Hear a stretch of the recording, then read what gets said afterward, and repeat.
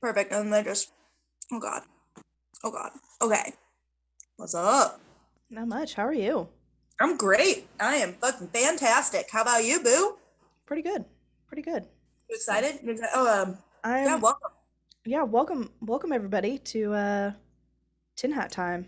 Tin hat Tin Hat time. Time. Time to put Um on them tin hats. Gonna talk about some creepy shit. yeah. Fuck yeah. I'm really excited mostly because you keep telling me how excited you are to talk to me about this. I have upset a series of people telling them about this. Like, Nick is like, you have to stop. It's weird that you're this into this story. Why? You know what? I think it's an ADHD thing, right? You like hyper focus on like one thing and you're like, I'm gonna give it my all. And like Are you the cool diagnosing me right now? well, no, I'm just saying I thought you did have ADHD. Shh. Hmm. We're not gonna acknowledge it. We're I have not a looking at that right now. I have ADHD and that's what I do. So Yeah, that's absolutely what's that's happened. Is I'm hyper focused on this story this week, and then next week I'm like, you don't even know. yeah. Yeah. Yep. So what Yep. are we Yep. talking about? So this week on Tin Hat Time, hi you guys. By the way, I'm Hannah Jane. Oh, and I'm Megan. Hi. What's up? What's up? Welcome, welcome, welcome. Today, this week, I am very excited to, because as you guys know, we've all been here together this summer. We discussed a lot of stories of aliens, of abductions, of different kind of close encounters. And I was ready to stop having dreams about being abducted by aliens, pretty much. So now instead, I'm having dreams about this creepy ass shit. So I would like to today, you guys, gather around the campfire. Pull yourself in close and get ready to hear a truly spectacularly creepy tale. A true tale. Some call it a romantic tale. I would not go so far as to say that this has any romance in it. Oh, I remember that cup. I love that cup. Sorry, we're guys, I getting got we're getting distracted by Megan's distracted. cup. Megan's cup's really cool. It has a bunch of different.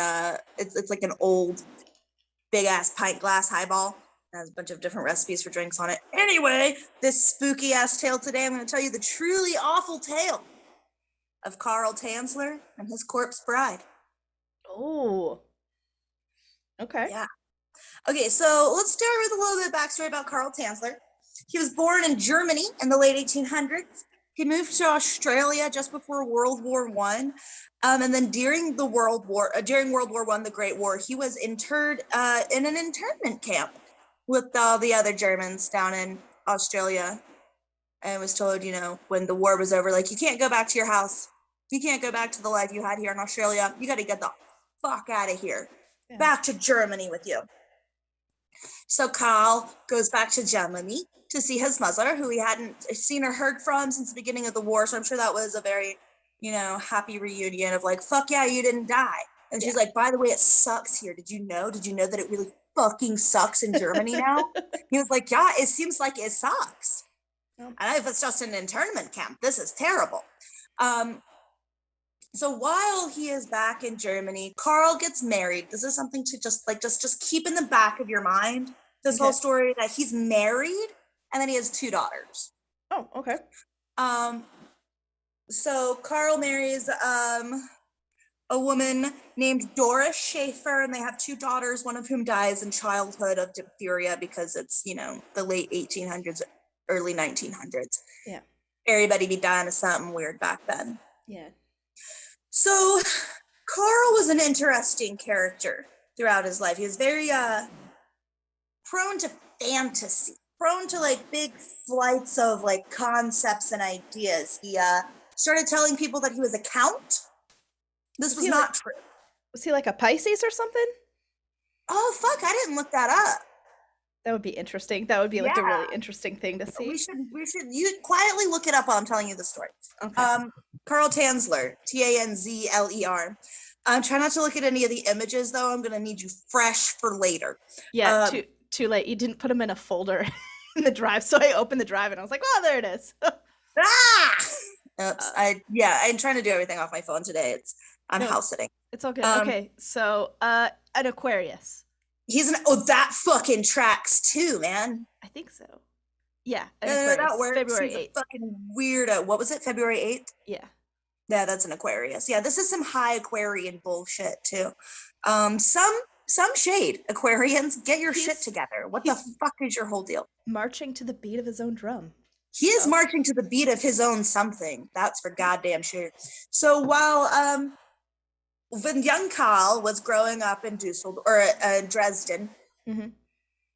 he he would have these dreams where one of his ancestors, a countess, would come to visit him, and she would show him the face of this beautiful dark-haired woman who would become his true love, the one true love that he would have in this life. And this is where it's important to note that it wasn't Doris.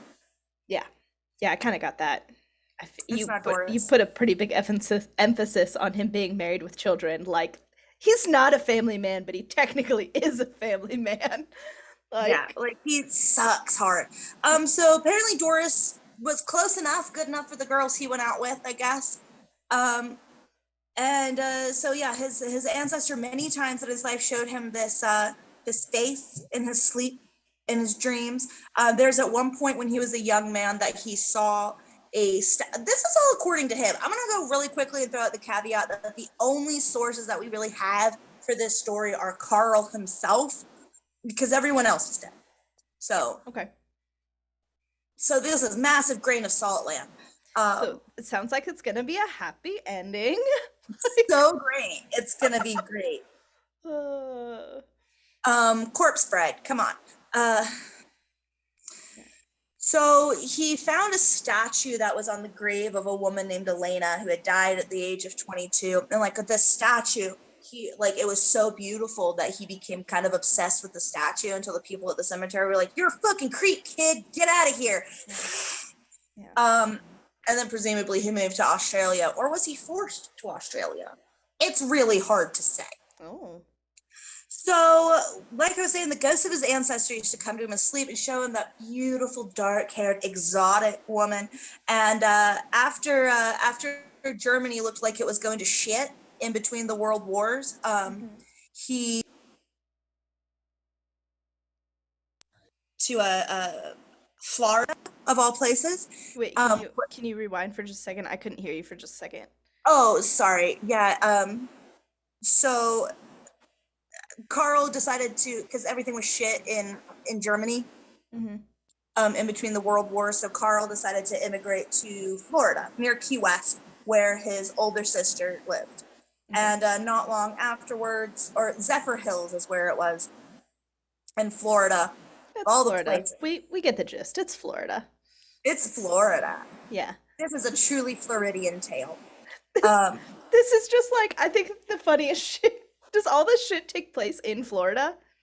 Yes. That's even better, because all I can think of is like the running jokes of like the headlines of a Florida man, and then it's just like Florida whatever man, dude. bizarre shit, like a Florida man takes bath salts and eats a dude's face off, like that type of shit. Yeah. Oh, Karl Florida. Tanzler was one of the original Florida mans. Yeah, that's hilarious. So he goes to Florida and he gets a job, and this is the 1920s. Okay. So he gets a job at a marine hospital in Key West, and he's a radiologist. So he's like doing that whole thing. And meanwhile, across the island, a young woman who is a Cuban American woman comes to the hospital, and her name is, and I'm gonna Peggy Hill the fuck out of this Spanish real fast. Everyone ready for this? Yeah. Her name is Maria Elena Milagro de Hoyos. She's 20 years old. She's very exotic. An exotic dark-haired woman, huh? Yeah, super exotic, which is just another way of being creepy. I've heard that a lot in life from creepy dudes. You look really exotic. And I'm like, gross. Go away. All I did was go outside. Leave me alone. So Elena, or Helen as she was sometimes called, was, as soon as Karl saw her, he went in to go like draw blood or do whatever he needed to do for this patient. He was like, fucking shitballs, it's her. Yeah. it's the woman that my ghost auntie has been showing me my whole life. Damn. And he's immediately like, Elena, we are meant to be together. I love you. And so she's there. She's like, I really like, you know what's funny though is like, I just have tuberculosis and I'd love to see a doctor. Like, That poor girl. Yeah, she's just 20 years old. And like, so keep in mind, like, Elena is married. Her husband had abandoned her 2 years ago. She got married quite young, which was, standard at the time. Yeah. And she had a miscarriage. And after her miscarriage, her husband just dipped like an asshole to Miami, leaving her like a shitty asshole, pretty much. And then Carl scoops in to just be like, hello. I have you. I've seen you in my dreams since I was 12. And she's like, cool, gross. What is happening? And her whole family's like, oh, no, I don't love this guy. But Carl's got some money, which you wouldn't know from seeing the house that he lived in, which was a creepy shanty town style shack. But nice. he tells the de Hoyos that he can cure their beloved daughter of tuberculosis. And they go, well, okay. How? And he goes, science. I can do it with science. Yeah, science. Don't ask questions. And then he started to claim that the de Hoyos hated science, and so they kept Elena from him. Meanwhile, what was really happening was that remember what I said earlier is that Elena is 20 years old. Well, and if he's married with 2 kids, he's what, like in his 30s, 40s? He is 53 years old. Oh, good Lord. He's a 53-year-old man in the late 20s, so he looks like what did they say on my favorite he looks exactly like Albert Fish. Like, Google Albert Fish, that's what he looks like. He doesn't look like a 53-year-old. This is not like a Daniel Craig style 50-year-old man here. We're not talking Denzel over here. We're talking somebody who already looks like your great grandfather and has one of those weird pointy beards. Yeah, I was just about to say I don't know, really any person, like white person specifically, like in the early 20th century age, like fruit in the sun, like just fruit in the Floridian sun. Yeah, like they're gonna look 20 years older than they would today. So. He was a 53-year-old German man in Florida, and he looked like it. Yeah. So they were really desperate to save their daughter, but no one was thrilled with the attention that Carl was paying to Elena, least of all Elena. He brought her jewelry and clothes. He sent flowers to the home. He wrote her letters. And one of the letters, he told her all about the dreams that he had at night in which she was in, and they were together and singing songs. And Elena's sister comes up to Carl and goes, Carl, buddy, dream no more. Yeah. And much to the general hearing of the de Hoyos, Carl continues to dream. The de Hoyos eventually moved a town away to get away from Carl and his creepy obsession with their daughter, Elena. Yeah, because he was just stalking her at this point. He's just stalking her. He's just like, I'll say science words at you and you won't have tuberculosis anymore. Marry me. My creepy aunt ghost said you would. Yeah. He's married. Stalking laws didn't even come into play, too, until like, what, the fucking 80s, 90s? You're going to lose your mind at the lack of law that's involved in this story. You're going to lose your fucking mind. I'm not surprised. Yeah, it's so great. No, I don't feel like stalking laws came into effect until like that one gal who was on TV was murdered by her stalker after she would like been telling people forever. This happened in like the 80s. This is a different story. I was just about to say, yeah, that's why I said like 80s or 90s is, I think I listened to that. There's a My Favorite Murder about that stalking case. Yeah, okay. Yeah, I know what you're talking about. So even though they moved a town away to get rid of Carl von Kriegmeister found out where they were and moved into their house. What the fuck? Yeah, again, this is a dark time in history. It's a dark time to have tuberculosis. At this point, it was a death sentence. There's no coming back from it. Yeah. And tuberculosis was one of those things where, like, we've talked about it in a few, like in our vampire episode, that sort of thing. Like, people were, it was called consumption because it just consumed you. And like this bright, beautiful, vivacious young woman, like she was known, like poor Elena, her voice has been entirely ripped out of this story. Yeah. Like, nobody really knows that much about her. I just said she was a bright and beautiful, vivacious woman. Who's to say? The only thing that we get about Elena is from creepy ass Carl, who said that, like, and she was known to be a locally beautiful young woman, you know, that sort of a thing, very desirable. But we don't know anything about her desires, her dreams, her wants. Yeah, because her voice was taken.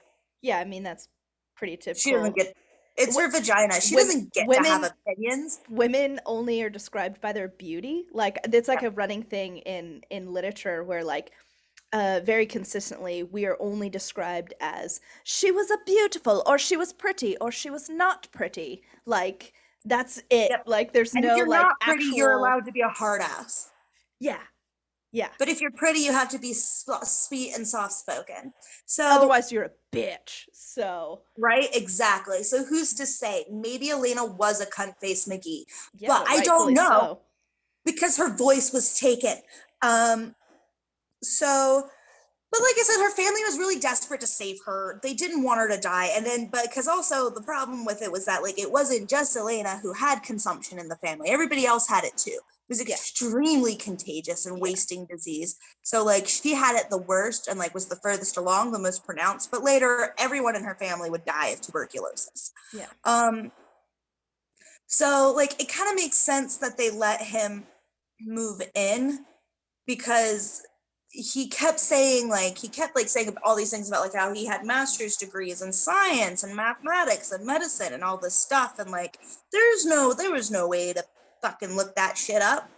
Yeah. At that point, then what are they going to do? Call Dresden and call the local universities and be like, do you know this guy? Is he a count? I'm like, he's not a fucking count. Get out of here.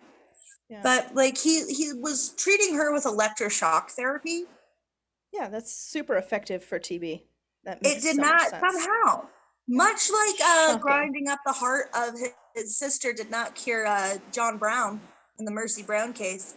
The electrocurrent therapy did not cure Elena of her tuberculosis. And sadly, she passed away in 1931.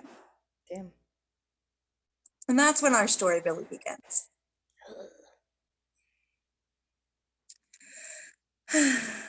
So, like I was saying, Count Karl von Creepsicle immediately offered to pay for the funeral, and he set Elena up in a beautiful and extravagant mausoleum. So, do you know what a mausoleum is? Yeah. Like the above ground, like the little house. So, like on a couple of the podcasts that I listened to about it, like some people were like, "That's really weird that they put her in a mausoleum."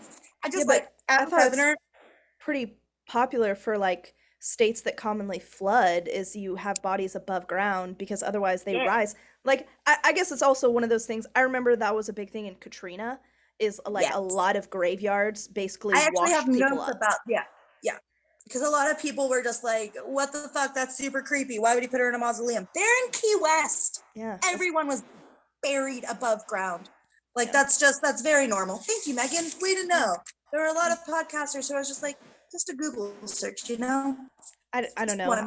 I just remember that being. Maybe go to Florida. Maybe like specifically though, like growing up, right? And like Katrina was such a big deal in my childhood that like I remember specifically watching that repeatedly happen where they like tried to bury people again and they got washed up again.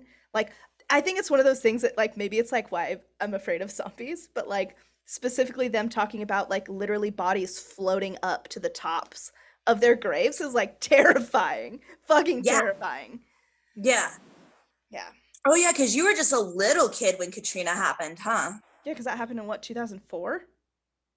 2005, I think, something like that, yeah. Yeah. I was senior in high school. Yeah, I was in like middle school or something. Yeah. So, yeah, that was actually a big part of the deciding factor for me to go for the Coast Guard.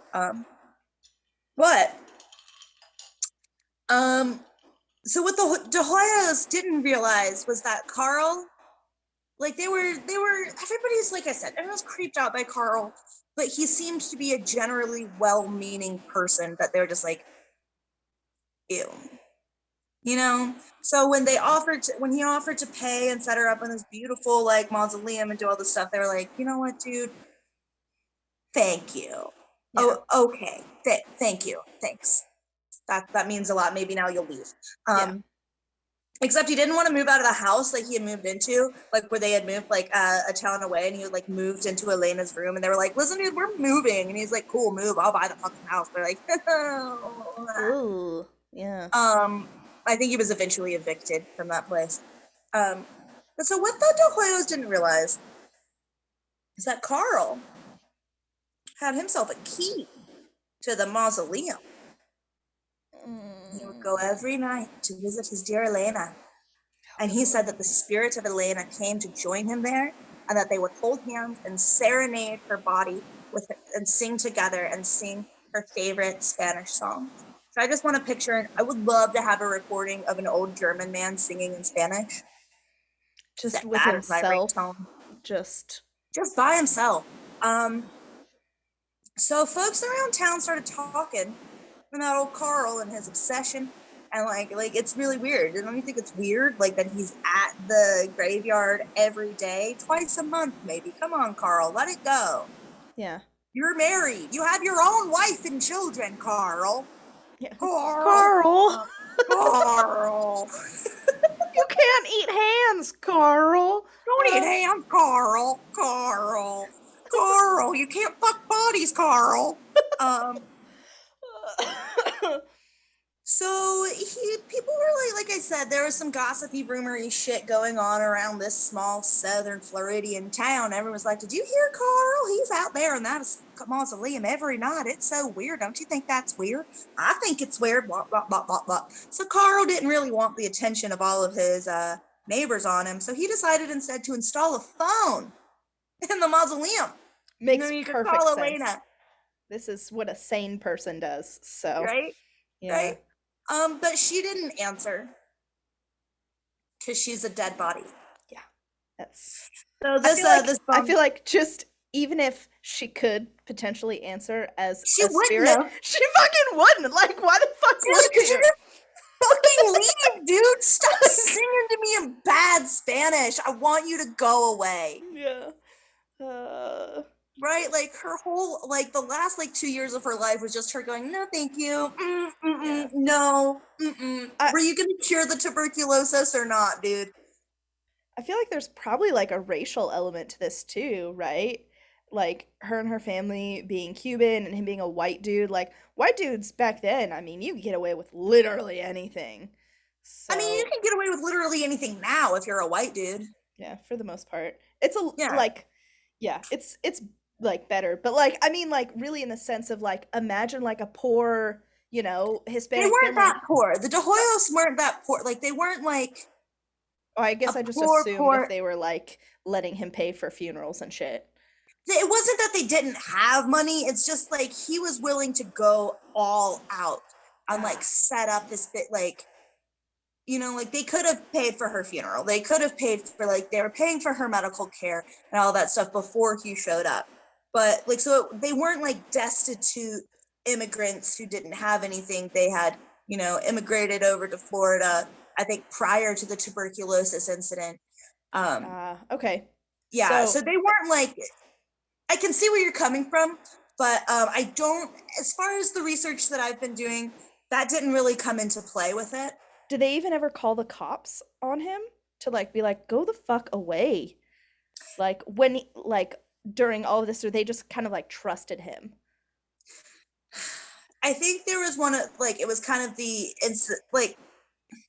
we don't really know. Nothing that I found showed that anybody had called the police to be get Carl the fuck out of here. And even they had, I think in that time period, the police would have been like, what? This nice older fella wants to take care of your daughter. What's the matter with you? Yeah, I guess that's more like the angle that I was getting at, where it's just like, oh, what a gentleman. Like this and that's, white man is taking an interest in your beautiful daughter. It makes sense. Until fairly recently, this story has been really skewed to having a very romantic element to it. The reason why it's not romantic is because Elena did not love him back.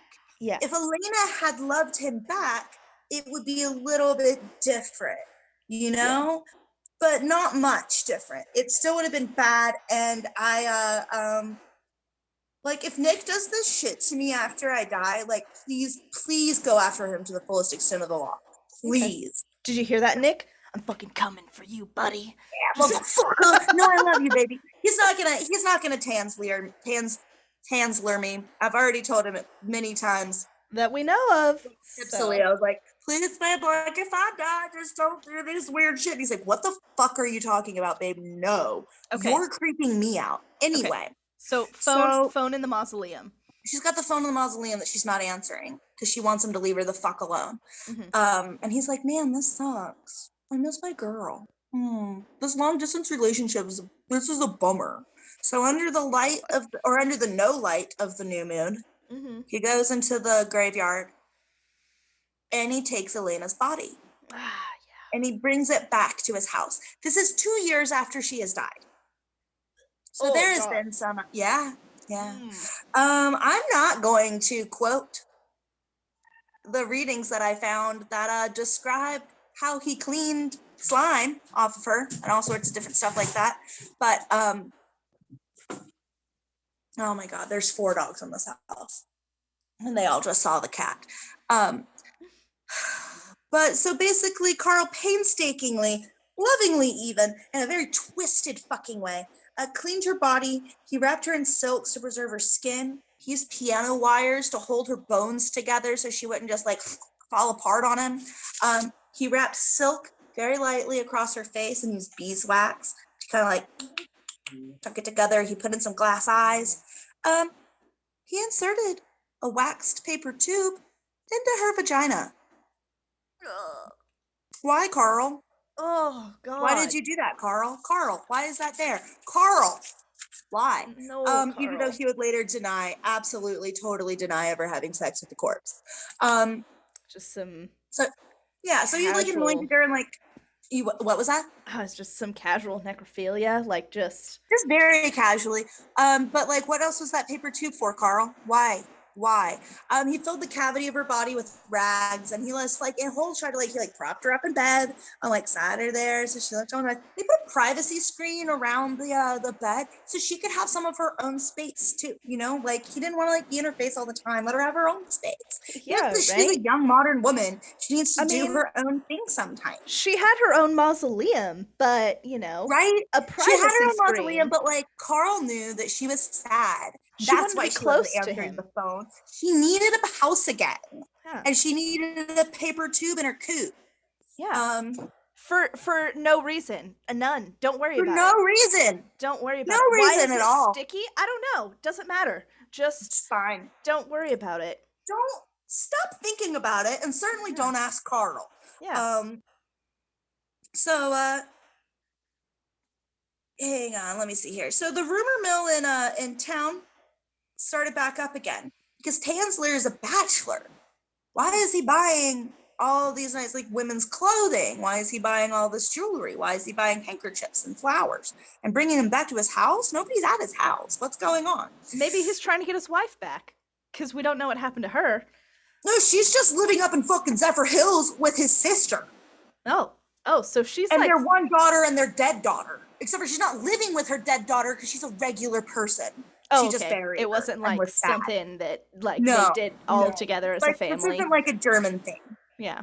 Well, they bring trees inside, so corpses. I mean, you know, because that's where Christmas trees started. That was like a German tradition, like bringing the Christmas tree inside. So it's just one step farther, bring your loved ones inside. Put some lights on it. It's the that fucking the Love is Life or whatever it is cult that just happened. And they had yes. She drank all the colloidal silver, and they just had her in the back, like all done up with Christmas lights. They're like blue, and they didn't call. I don't think they called for like 2 weeks or something. So it sounds like this went on a little bit longer though than like 2 weeks. Years, fucking dude, years. So it's 1940.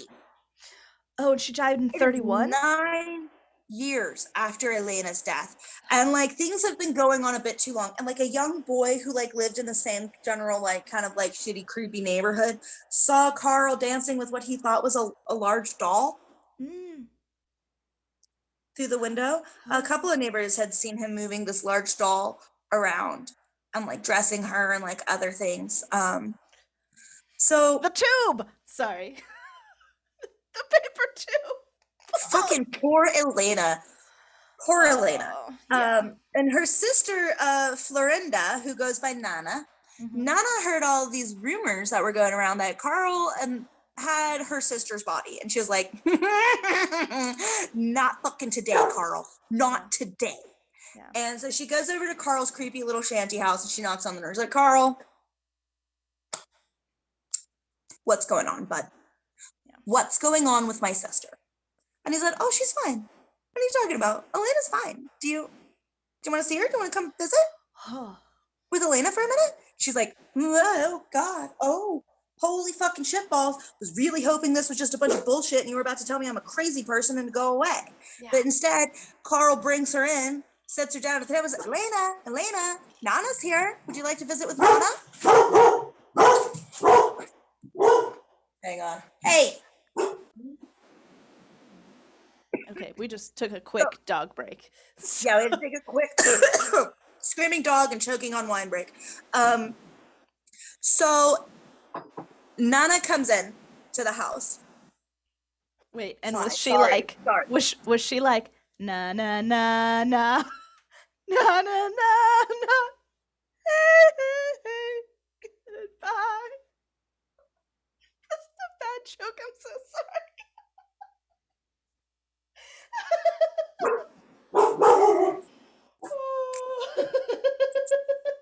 Dogs. Okay. I'm sorry. I got it out of my system. Are you done? Because the dogs are barking at how bad you're doing. This is a very disgraceful joke. Poor Nana. Man, this whole family, the De Hoyos, the Milagro De Hoyos, went through a lot. I thought they died. Like, I figured everybody would be dead from TB by now. Not yet. Oh, shit. Okay. So, like I said, Nana's in the house. Carl has her like, let me pull up a chair. Elena, come on, sit up. Your sister's here. And she's just like, is that my fucking sister's body? It's my goddamn sister's body under that fucking bitch creepy blah. Loses her mind. Leaves, goes and gets the cops. The cops come back and go, oh no. Yeah. This is upsetting. Yeah. Yeah. Yeah, so Nana's horrified, the cops are horrified, Carl is confused, and Elena is just still dead. Yeah. Probably doesn't want to be there.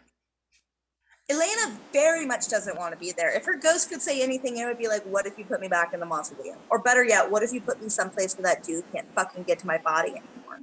Yeah. Because he's been fucking it. Yeah. And I don't care for this any longer. From a spiritual space, I want it to stop. I wonder if they even had like what is it called? Like desecrating a corpse, like that being a law then. Oh, we'll find out. Yay! Haha. So he was charged with wanton and malicious desecration of a grave and a body. But it never went to court because the statute of limitations ran out on it. How? It was in his house. It was in his house. Like the body he was still desecrating it actively. He just did it for like 9 years straight. That's fucking insane. I know, I guess they just started from like the first time he did it instead of the last time he did it, which was definitely the Tuesday night before Nana came over. Yeah, that's like not that doesn't make any sense. Like he was still actively desecrating it. Right. As our mommy Karen Kilgariff said, what kind of corpse fuckers came up with that law? Yeah, for real. Jesus. Ha! Sorry. He came back from the dead. And just he sure did. That would have bummed Tanzler out though, because he was really into the corpses. Was there more than one? No, that was just just Elena. her, He just was Elena. obsessed with Elena. Yeah. So the judge basically was like, so get this. After like, so they're having like the little hearing thing, and they're just like, we can't charge him because of the statute of limitations. And the Hoyos are just like, the fuck. Yeah. And then you know what the fucking funeral home did when they got Elena's body away from Carl? Like, that's when they performed the autopsy and found, like, you know, the wax stuff and like the wires and the tube and everything. And they were in the court, they were like, Carl, did you fuck that corpse? And I was like, no, I didn't do that. They're like, what was the tube for, Carl? He's like, I don't want to talk about it. Because they didn't find, like, sorry to be incredibly crass, they didn't find any splooge. So they were like, well, he's pretty old, so maybe it was just dust. Just dust at that point. Just a little. You're making me make my Sam Eagle face. I'm so sorry. These are really inappropriate jokes. But what jokes can be appropriate in this situation? There's no joke to make that is appropriate. I've been making a shit ton of jokes, and Nick just keeps giving me this look like, I'm not sure why I'm with you. He's like, Jesus. He's like, you know that this story is really upsetting for me to listen to because it's horrifying, right? And I was like, oh my God, are you a real person who didn't like have a tragic childhood? Yeah, like, I feel like humor nothing is how fucked you up cope. ever happened to you in life, so you like stories about nice things, huh? Yeah. Interesting. Weird. But yeah, so the judge had to turn Carl loose, and Carl had the fucking audacity to say, "Felsen Judge, can I take Sabati back?" I mean, like, I'm not surprised that he asked to do that, but like, seriously? No, Carl. Did he get? No. Oh, okay. Did he get it? No, Carl. Go home. Carl. I feel like in this fucked up world, there was a chance that he would get it back. Get out of here. Well, and he was upset. He was very upset that she was going to be buried again. He was like, all this hard work that I've put into her. Like, we have a relationship. I love her. How dare you? You have ruined me. So he got extremely dramatic in German about it. Yeah. And yeah. So but before, like, during this whole process, like, while they had Carl, who was kind of like being like held on whatever, and they're trying to figure out what they could charge him with, like really trying to find something they could charge this guy with, but like nothing was sticking. The funeral home that had Elena's body fucking put it on display. Ew. And like 6,800 people came to pay a nickel and see Elena's body. I mean, this was also in the era where that was common. There.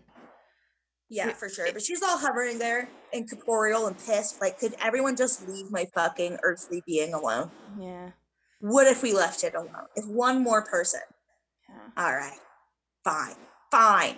And her sister, like, I think, like, they had to have the permission of the family to do it. And, like, it kind of seems like the Hoyos were really into cutting corners and, like, making a quick buck when they could.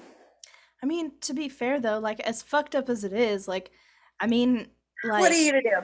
That's kind of like... What are you gonna do? I mean, if it was me, I would be like, yeah, fucking make $1 off of my fucking dead body. Who gives a shit? Like, you know what? If you're gonna make money, I've already been desecrated as fuck. Like, who gives a shit? Right? Like, fuck it. Yeah, let people gather around and ogle and wonder about the tube. Maybe people will fucking throw rocks at, you know, little German weirdo's house. So no. Because get this, public opinion went for him. People thought that he was behaving like an eccentric and hopeless European romantic. And these were the behaviors of a man who was so deeply in love. He had lost control of himself and his mind. No. I just hope you know that you're literally talking in the same exact voice that, like, my audiobook of Frankenstein, of, like, Frankenstein's creature, though. That's how he sounded. Was like, and the long voice of my Victor, he never knew me. Like, that sort Victor, he never knew me. Like, that sort of thing. But also, just, like, I feel like this just furthers, like, my feminist rage of how we view women as Yeah, seriously yeah. objects for men's consumption. Like, this She is a was really good example. Like, object. she was never given a personality, right? Like, never oh man. Like, it's just he wanted her, he got her. It's his God-given right as a fucking man to possess, like, to fucking own a Yeah, woman's as the corpse. wielder of the dick, he gets to have whatever he wants. Yeah, she just had a But paper tube. So that's all she was. well, I mean, I guess technically that's all he got too. Oh, I think we're making too Dude, many jokes about the paper tube, but I can't let it go. no, because it's horrifying. It is It's horrifying. horrifying. So you have to keep making jokes about it so you can I don't know. I don't know. I Also, can't I'm just stop like, picturing him like hunched over her body in the terrible little flat apartment. It's just like Jesus. And then like the spirit of Elena just above, like, I'm just honestly imagining what it feels like to have a toilet paper tube shoved up your cooter. Like, just that's, I she mean, was blissfully dead. I know, I get that, but I can't stop Yeah. thinking about that. Oh my god. Ugh, Oh, this is a God. gross I just like episode. made me We have should to put a squirm trigger a little warning on bit. this episode. Yeah, no shit. Trigger warning. We talk about a bunch of weird cooter stuff today. Sorry, guys. What's the Sorry, deal? you guys. Sorry that this is what you've signed up for when you listen to our podcast is weird ramblings, and this is an upsetting and a strange thing that happened. So after the judge said, Carl, you may not have her back. Jesus. Yeah. Carl went back to go live with Doris, and she took care of him for the rest of his days. What? I'm sorry. What? Who takes someone back? Who? Doris did. Doris. Doris You Shaper. need some fucking Boo. self-esteem, Doris. Right? Like, Doris, you need to look in the mirror and ask yourself what you think you're worth, because it's more than Carl Tanzler. It's more than a corpse fucker. that Dude. is. Oh, good like, can you imagine your husband, like, just dipping on you to hang out with, you know, young hot chick? You don't really know probably a lot about the situation, but then it turned, like, come to find out 10 years pass because he's been fucking her corpse for 10 years, and then you're like, yeah, I'll take him back. Seems like a real winner. Yeah, it's not like it was like a secret thing. So then, this fucking creepsicle of a man, Captain Von Creepsicle is his name from now on. Mm-hmm. No, Count Von Creepsicle. Mm-hmm. He wrote a book about it, and he wrote a story for like some pulp magazine, and was just like, yeah, because there's a whole bunch more that we're not even getting into right now about the airship that he had, that he was keeping Elena's body in for a little while. That was like an airplane that he made out of wood, like out of weird driftwood, that he was gonna fly into the stratosphere and let the radiation from the sun bring Elena's body back to life. Man, now I'm starting to feel bad for him because, like, he clearly had some like mental issues. Oh, I think that something happened to him in the internment camp, and like he was not.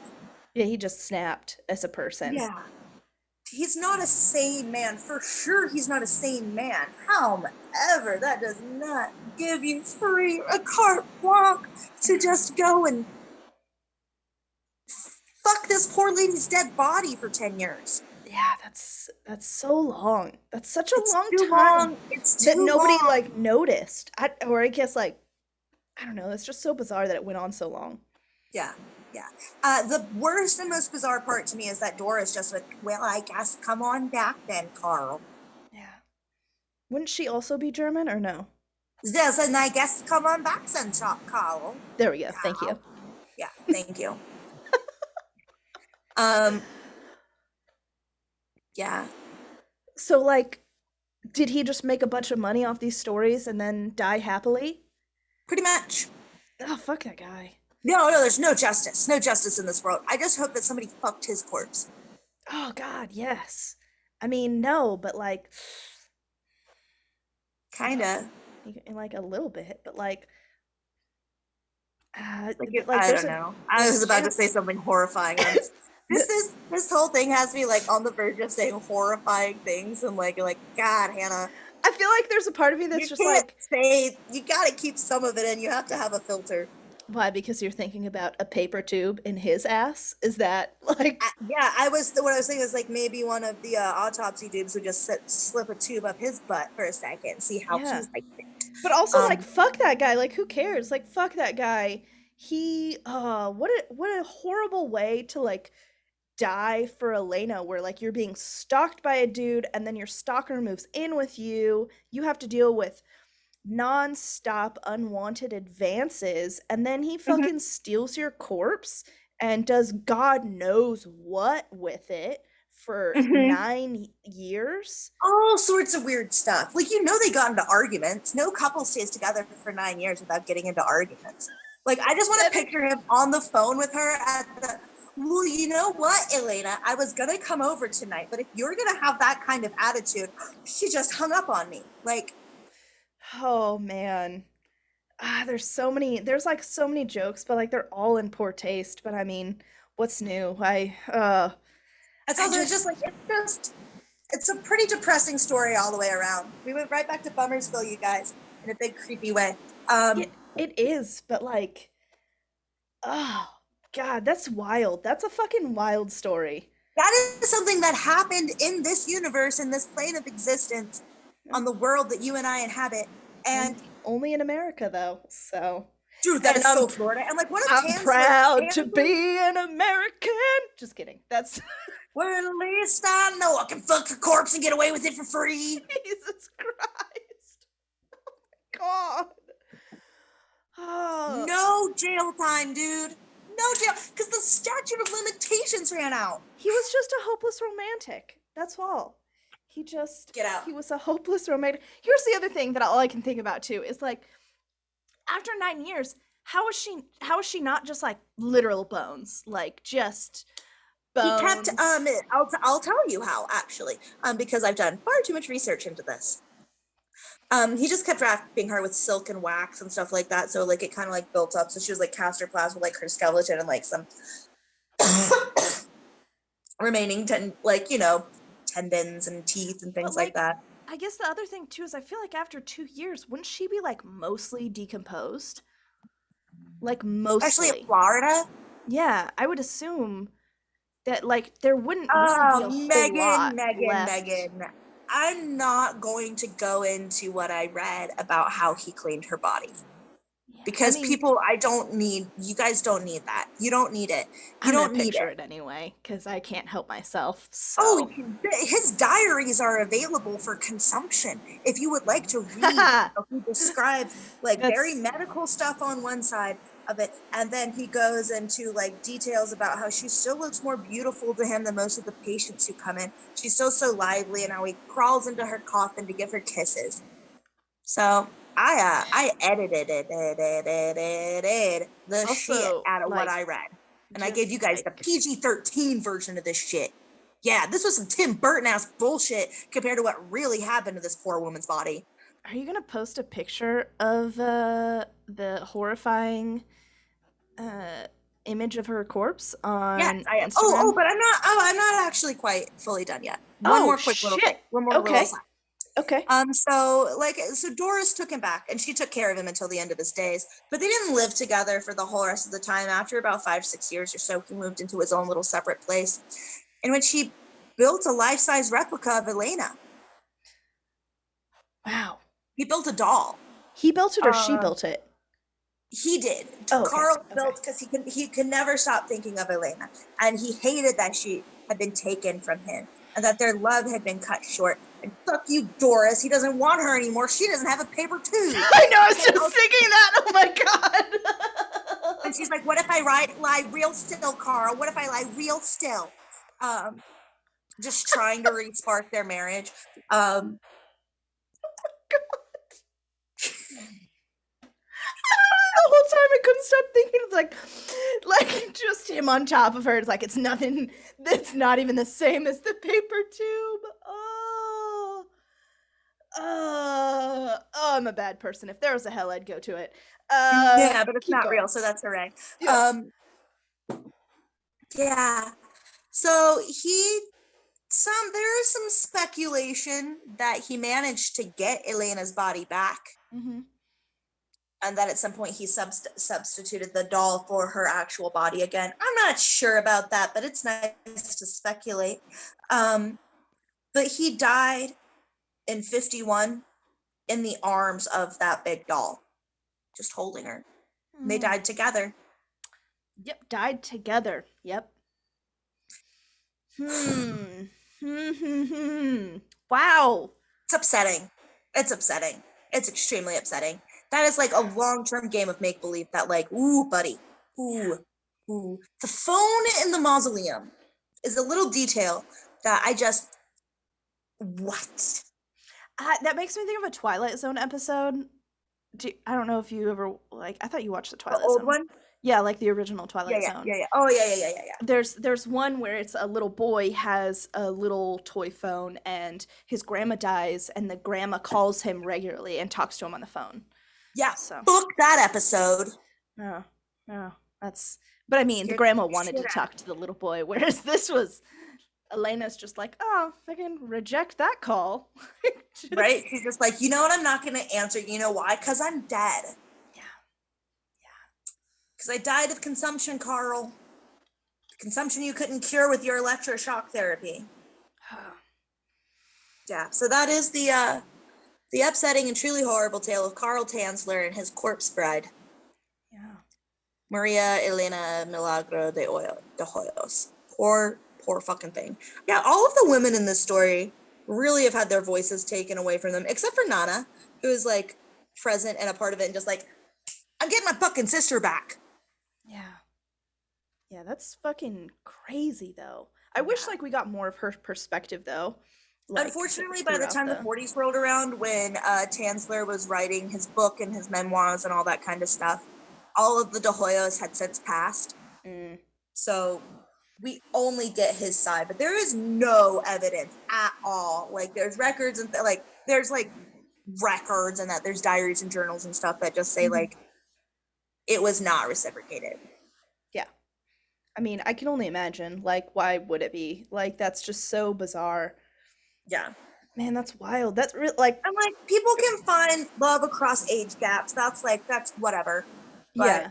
But being stalked by an older man, like, while you're slowly dying of a disease, like, is like fucking dark. One of the worst withering and wasting diseases. Yeah. That there was at the time. Oh, yeah. Yeah. No justice either. So. No, man, he went back to his first wife. Yeah. Yeah, the American justice system strikes out again. Like, just fuck. That's not terribly surprising though. Like, there's so much weird shit that happened in the early 20th century that, like, yeah, you know. Yeah. What a fun episode. Thank you so much, Hannah. You're welcome. I wanted to bring it into a really creepy place. Yeah, that's it. I just wanted to bring it to a really fucking creepy place today. Yeah.